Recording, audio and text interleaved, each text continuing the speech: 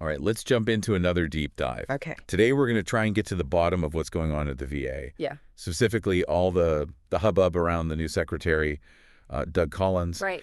And what we have for you is a whole bunch of stuff. Sure. You know, we've got news articles, we've got some social media posts, we even pulled some of those leadership analysis things. Interesting. And the goal here is really just to help all of us understand, Right. you know, what is Collins even trying to do? Right. What are people saying about it? Yes. And like, what does this mean for the future of veteran services? It's definitely a really crucial time for the VA. I mean, it's an agency that's had its share of, Oh, yeah. problems and attention over the years. For sure. And Collins seems like he really wants to change things. Yeah. And that's what's got everybody talking. Yeah. And to really understand these changes, I think we need to kind of start with Collins himself. Like, this isn't just some politician who climbed the ladder. Yeah, not at all. Like, he's got a really unique background. Absolutely. I mean, we're talking about someone who was a military chaplain Right.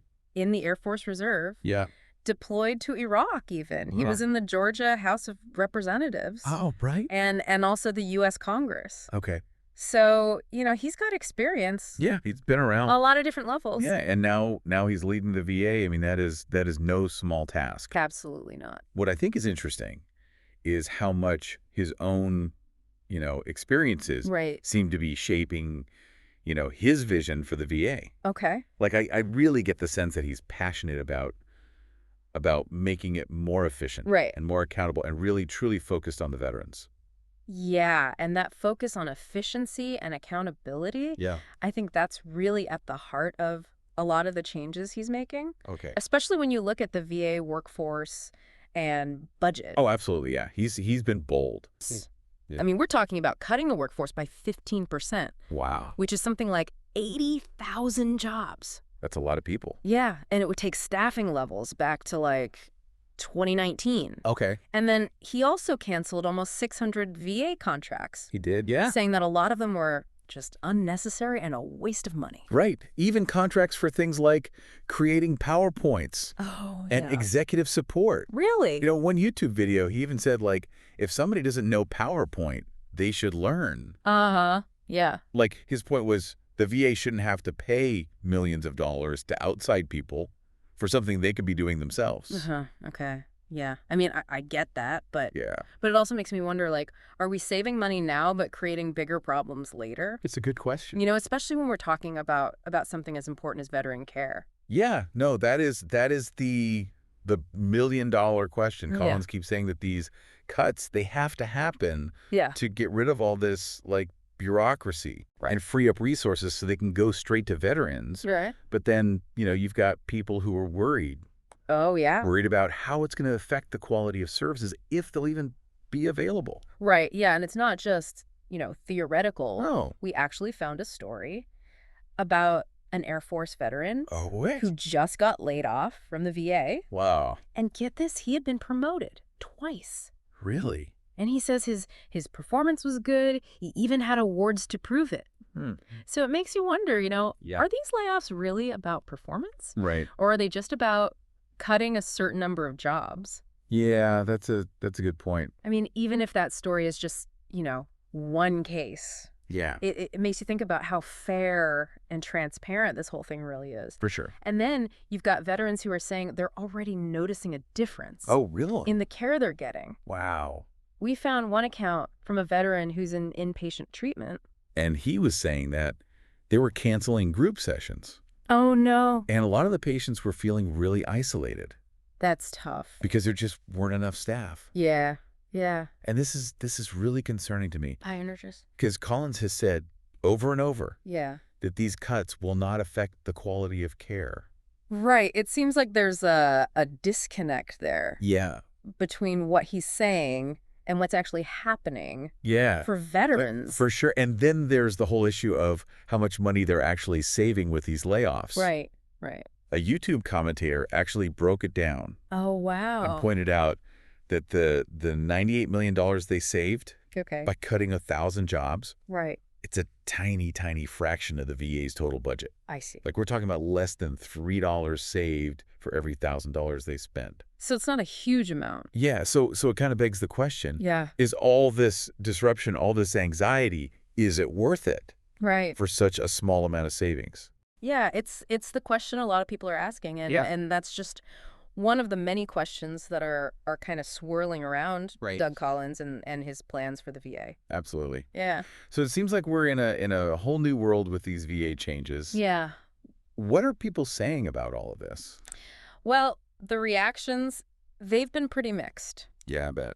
Which makes sense. Right. You've got some veterans and some conservative media really praising Collins, for this focus on efficiency and accountability. Right. They're saying that the VA has just been stuck in this bureaucracy for way too long. Yeah. And that it was time for someone to shake things up. That makes me think about some of the social media posts we saw. Yeah. It definitely seems like some people think Collins is a decisive leader. Right. Like, he's not afraid to make tough choices. I mean, that's definitely one way to put it. Yeah. But, on the other hand, yeah.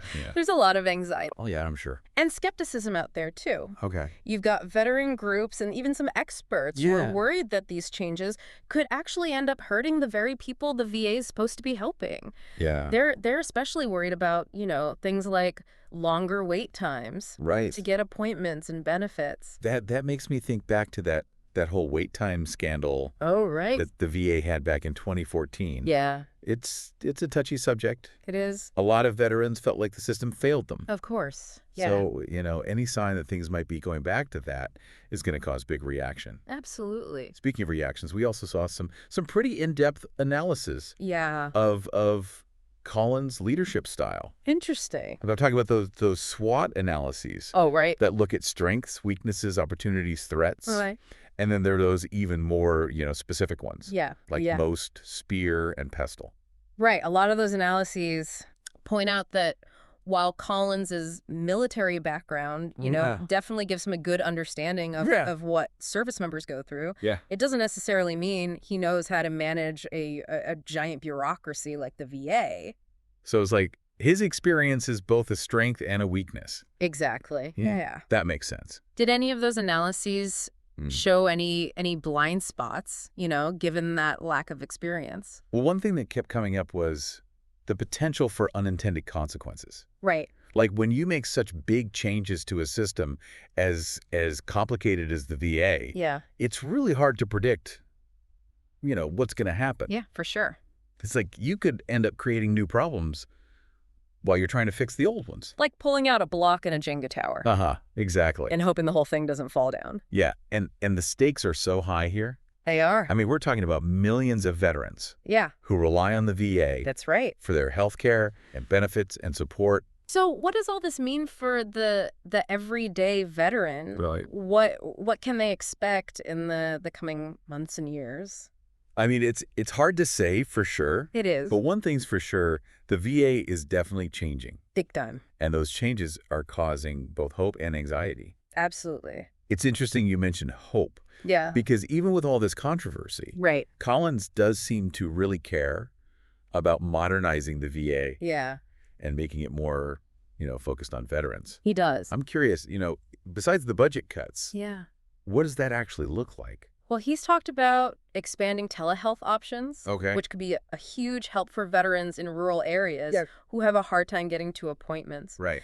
And he also wants to use technology more to streamline things like benefits processing and improve communication with veterans.